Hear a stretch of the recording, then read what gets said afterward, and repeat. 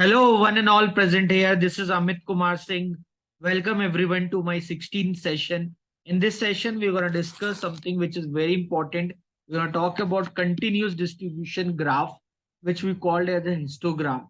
So whenever we talk about histogram, in the case of histogram, we need the frequency intervals in the x-axis. We cannot work on discrete data. When we had discrete data, we use something called column chart or bar chart. I hope you remember, right? So we spoke something like this. This was column chart or bar chart. So when it's vertical, I'll call this as a column chart. And when it is horizontal, okay, when it was horizontal, I call this as a bar chart. So when we are talking about histogram, what we do in the case of histogram, we need continuous class interval, maybe 0 to 10, 10 to 20, 20 to 30, 30 to 40.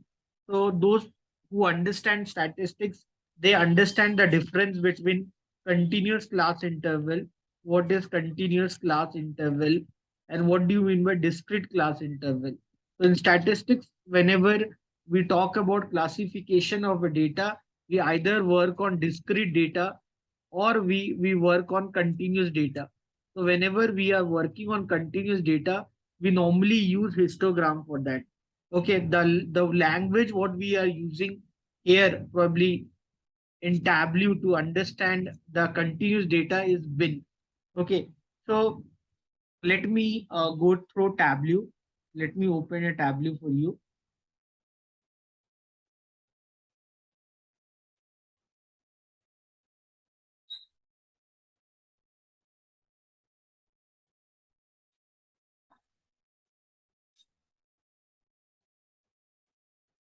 And you know the instructions, sample superstore.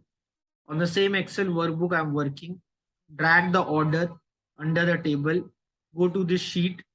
Okay, in this sheet, I can change the name of the sheet. I'll call this as histogram. Okay, then at the down, if you want, you can put a caption. Now, if you go to show me, see the histogram. So for the histogram, you just need one measure. Okay, so here dimension does not require. If you have a measure, your work is done. So the measure what I'm going to use here, I'm going to use quantity as a measure to represent the histogram. Okay. So let me just understand what all contents are there inside the quantity under the sample superstore. So for that, if I go to this Excel workbook of sample store superstore, I can see in quantity, I can see this quantity, the numerical value from 1 to 14. Okay, you can use filter or you can go to pivot table, you can see. So there are numerical values from 1 to 14. Fine. So now maybe this 1 to 40 is the number of units the person makes whenever they put an order. So how many unit of a product you order? Like if I want to buy a phone, so how many phone will I order if I want to order on Amazon or Flipkart? Definitely one, right? So something like this. So the maximum, maybe they are wholesaler or someone who would be buying here 14 unit, but then they are retail investors, retail consumers who are buying 1 or 2 units. Okay, whenever they put on the order. Clear everyone? So here what I'll do, I'll select quantity. Okay, then I'll click on histogram.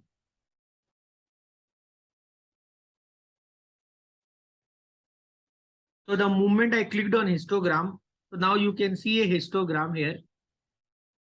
Fine. So in this, the column is the quantity of bin. Bin is the continuous class interval, what you can see at down. And the row is the count of these quantity. Okay. So you can drag the quantity under levels and you can see the count of these quantities. So by looking at this, you can probably say that majority of consumers are retail investors, retail consumers who are not buying more than 4 or 5 units. Max to max, they buy 4 or 5 units, not 4 or 5 units, means 0 to 4 or 5 units. They have maximum demand whenever they're placing an order. You can see that. While the maximum demand is around between 2 to 4 something. Okay, so this is not exactly 2. Okay, to understand the class interval, what is the class interval for this? I can go to quantity bin. Okay, and here if I go to edit, you can see the size of bin. That is 1.77. So I wanted it to make look appropriate. So I made it to fine. So now it's appropriate, right? So the maximum demand, can you see that when anyone place order in USA, so the maximum they place units between 2 to 4, followed by 4 to 6 like this. So probably if you want to calculate the mode of this data, like if you want to calculate the mode, this is a histogram. You know about mean median mode, right? So so what is arithmetic mean? Arithmetic mean is nothing but if you have this. So what I can do if I want to calculate the arithmetic mean for this, I'll write down the class interval. So the class interval is 0 to 2, then 2 to 4, then 4 to 6, then you have 6 to 8, 8 to 10, then you have 10 to 12, okay, then you have 12 to 14, then 14 to 16, okay, and then I have a frequency. I can write down the frequencies, okay, I can write down the frequencies here. 10,914, then 7,674, then 4,378, 944, then 627, 406. So these are the frequency. You can do the sum of the frequency to find the sum of the count. So the sum of frequency, if you do, so that you can do here. You probably do the sum of this. So if you press Alt equal to, so around 37,873. That would be the sum of the frequency. 37,873. So I can say the sum of frequency is 37,873. Okay, and then I can find the midpoint. This is called class bar. That would be 1, 3, 5, 7, 9, 11, 13, 15. And then what I can do, I can multiply them. So I'll get the sum of the f. I can multiply them. This would be the sum of fx, and that I'll divide with the sum of f.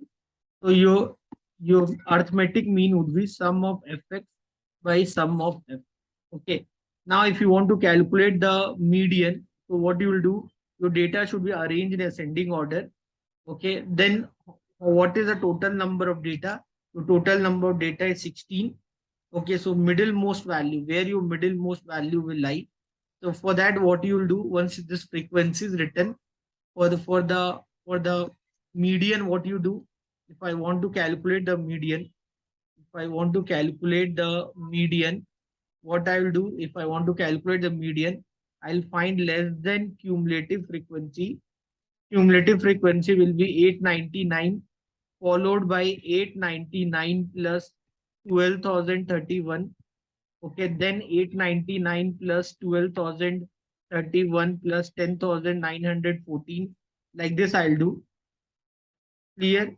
And then once I get all this cumulative frequency, then what I'll do, I'll find the value called sum of f by 2. Sum of f is what? 37,873. Divide by 2. If I'll do what I'll get? 1, I'll get 18,936.5 something. 18,936.5. So 1, then 18 to the 36, 19 to the 38. So 18, 189, then 3, 6.5. So 189, 36.5. So you can say 18,936.5. So you'll see that value 18,936, where it lies in the class interval. And then for the median calculation, we use the formula called L. L is the lower limit of the class interval. L plus h by f. H is the class width. Here the class width is 2. Just now I made it 2. Frequency, you know. Okay, sum of f by 2 minus cf.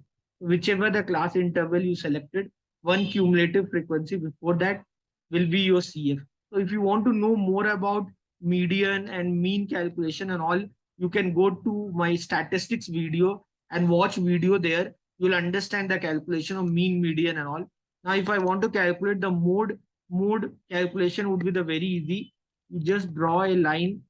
You just draw a line, okay, like this, diagonal line from here, and another line like this. One line like this, another line like this. The point where these two lines met, that would be your mode. Pretty close to 3. So you know about them, right? So this is mainly a histogram. Okay, so once you get this histogram, guys, now what I want, once you get this histogram, you want to make some kind of comparison based on this histogram. You can do that. You can do analysis because this is altogether a continuous class interval distribution.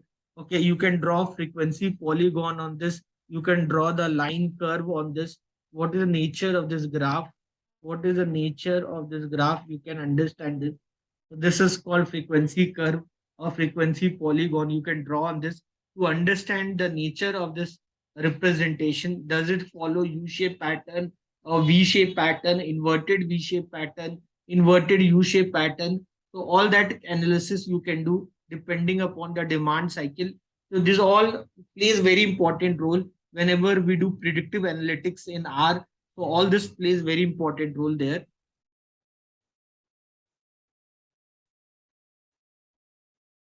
So you understood about them. Now the way we created the histogram, either you can create like this, or what you can do, there's another way you can create a histogram. So you can put quantity under row. So here you can see the sum of the quantity in the row. But for the histogram, the row should have count of the quantity.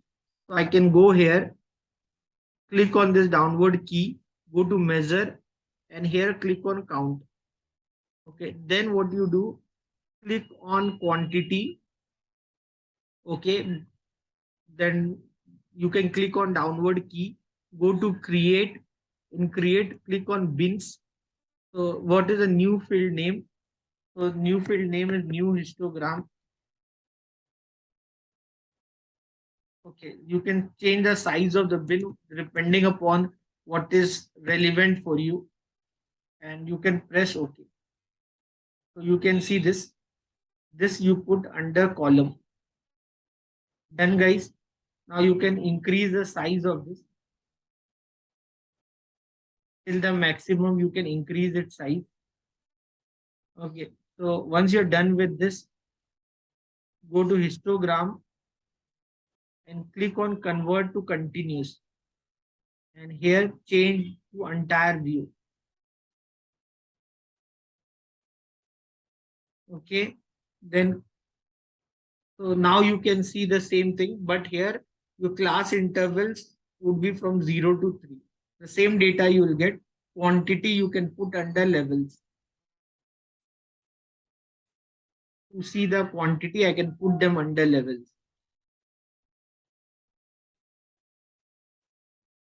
So now once you're done with this, you can go to new histogram. Make sure that you convert this into continuous. Okay, then you put it again back to this place. Okay, again put it here so that the continuous new histogram should come here. Then go to size, click on fixed. Okay, and this is what we are looking for, and we are good to go with it. So any doubt, anyone, any question? You know how to change the name on of sheets and all. Okay, you can change the name of the sheet, histogram and all. You can do this, right? Anyone, any doubt, any question? I hope you understood this, right? This is very easy, guys. You can put the quantity under levels. You will get the value. You can change their color. Whichever color you like more, you can put them that color.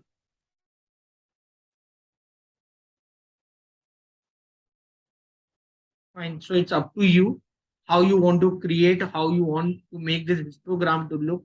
You can do this work. Clear, everyone? Anyone, any doubt? Fine. So this session was all about our understanding about histogram. So, guys, I hope you enjoyed this class.